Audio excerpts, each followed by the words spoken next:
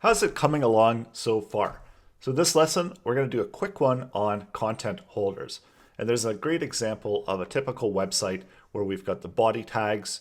So everything is once again, of course, contained within the HTML. And then we've got some more meaningful tag names here that help separate out the content and better understand when we're looking at the source code, what type of content is meant to be in what spot.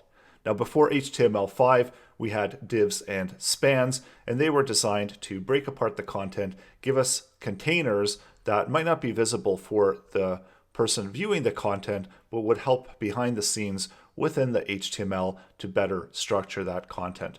So we typically would have a div, we'd give them IDs to distinguish the different divs, but then when HTML5 came along, that allowed us to add in headers that were tags, footers that were tags, articles, A-sides, navigation, and all kinds of wonderful different tags that provided more meaning within their tag names.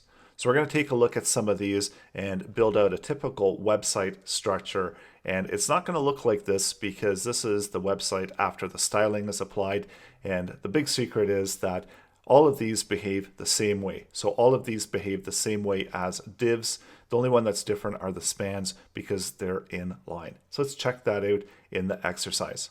And you can also pause the video here and build out your typical web page structure. We've got a header, footer, a div for all of the main content, a navigation bar, and we're going to be looking at list items later on, and then article and a side. So that's that side section that you typically see within websites. So that's optional, and I'll walk you through how to set that up coming up.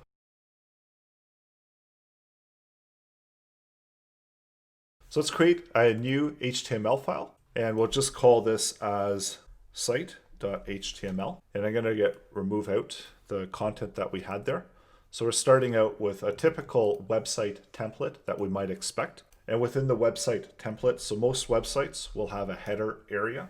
So we can add header content here. And it will also have footer area. So this is where all of your contact information would go, links might go. And then there's also the main content area. So this can be a div, and sometimes you're going to see them called sections. So that's up to you how you want to structure it. So typically you would have a separating area that would contain your main core content, and then this would be divided into two separate sections where you would have one that could be a section or it could be article. So this one might be an article and it has the main content of your website, and then beside it it's got an A side menu content, and they're just showing up just as regular divs would. So they've got their own block content here because we don't have any of the styling that's being applied to this typical website structure. But this was just to illustrate how we can use these new tags in order to better structure our website.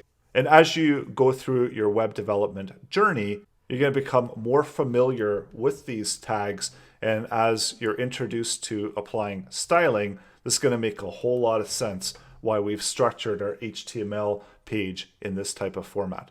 But for now, it's important to understand that this is a great way, and these tags are just typically used to provide structure before we apply styling and to divide up our content in a meaningful structure so the styling is easier to apply afterwards.